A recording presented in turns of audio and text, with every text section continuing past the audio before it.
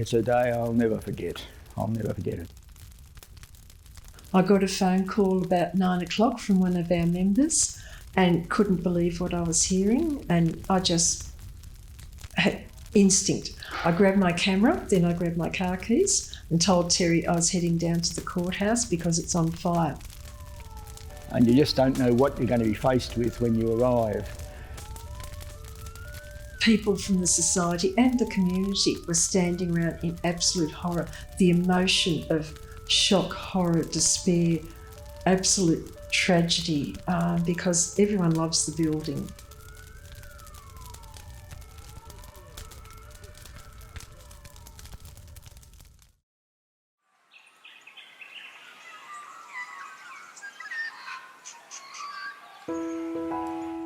Moonee Ponds.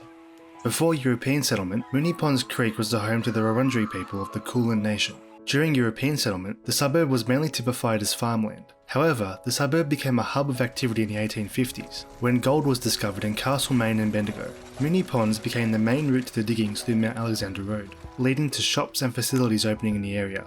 Today, Moonee Ponds is as busy as ever. Whether shopping through Puckle Street or resting by the pond in Queen's Park, Moonee Ponds has something for everyone. Recently constructed apartment complexes tower over the suburb, showcasing the massive potential for Moonee Ponds to expand into its own mini metropolis. However, the suburb never forgets to respect its heritage and those who have come before. One of these notable heritage locations is the Moonee Ponds Courthouse.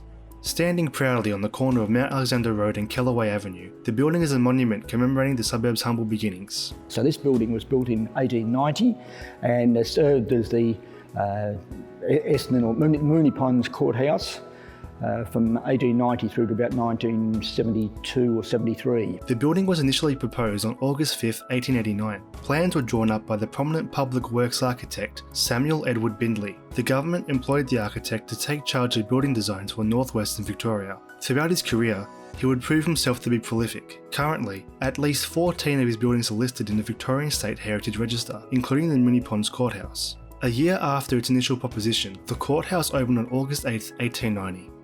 Adjudication of minor offences occurred in this court, while serious charges were generally referred to a high court in Melbourne. This one was still used a little bit until through the 70s, or through most of the 70s, and there were moves to have it demolished. And then bit by bit, the government decided they wanted to demolish this, ostensibly to build a new and bigger courthouse, but the secret was that it was going to be just a car park for the police station.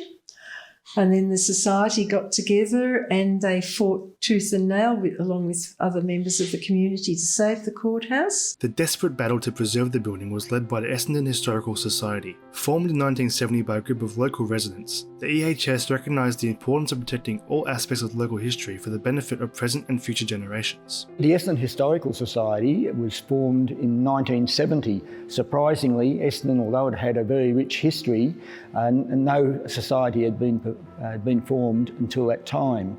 It was formed by, as a result of an ad that was placed in the local paper, the Essendon Gazette, by Ms Evelyn Park, who asked to try and ascertain interest in the area for the formation of a historical society. And we've just recently celebrated our 50th anniversary.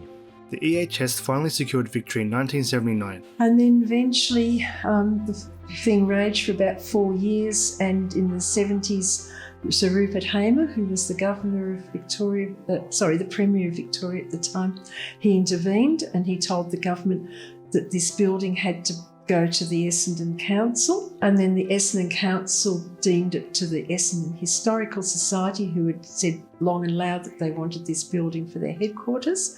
So Essendon Historical Society was nominated as the Committee of Management, and then the society moved in about 1981 or 82. This was a significant victory for the community. This not only gave the society a headquarters but saved a precious local landmark. The building became a museum, celebrating the people of Moonee Ponds. I've always been interested in history.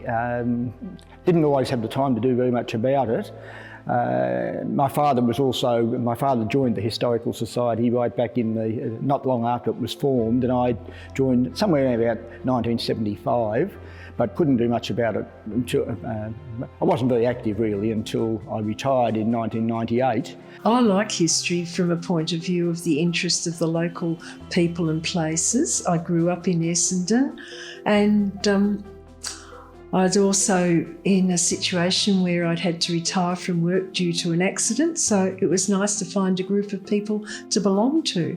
It plays the role in the community of holding records of the history of people, places, businesses as the majority of their work, and they have this information stored and registered and accessible for people who want to research the history of their homes, for instance. And people are able to come in, and if they have questions, they're able to ask questions. We just look around the courthouse, and this is my 11th year out of the last 14 as president.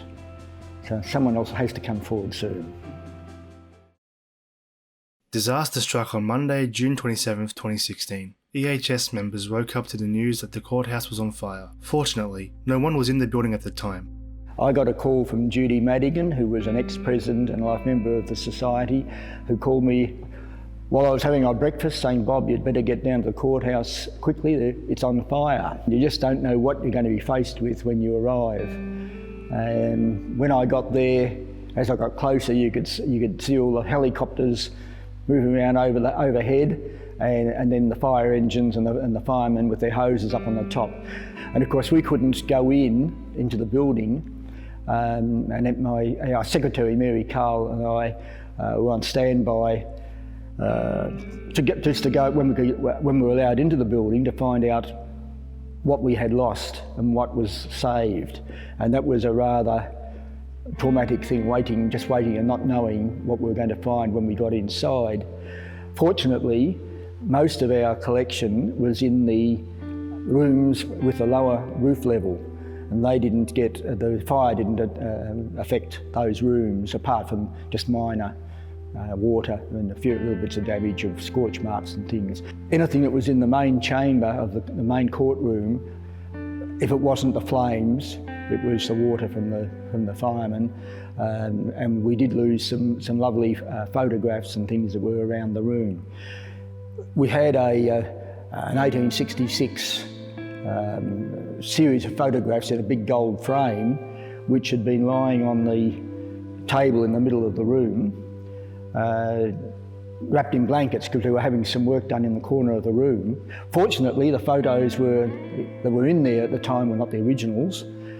We had the originals in a filing cabinet. We were able to take them down to Cosnar's in Ascot Vale and have them reproduced, so we're lucky that we kept that. Dozens of firefighters battled the inferno, with the fire spreading quickly along the roof cavity of the 125-year-old building and into the rear storage room, causing a total damage bill of $450,000. Most of the building's signature style that stood so proudly for over a century was lost. EHS member Julie Scott gave a heartfelt and in-depth presentation detailing the events of the fire nearly 6 years after the incident. So it was a matter of just going through the hard drive day and night. I worked pretty much solid for the last week on dissecting which photos to go in, and then there were too many and I had to pull them out to make things shorter. I loved sort of the fine detail and the understanding of how things work and operate. So it was a learning experience as well as an emotional devastation.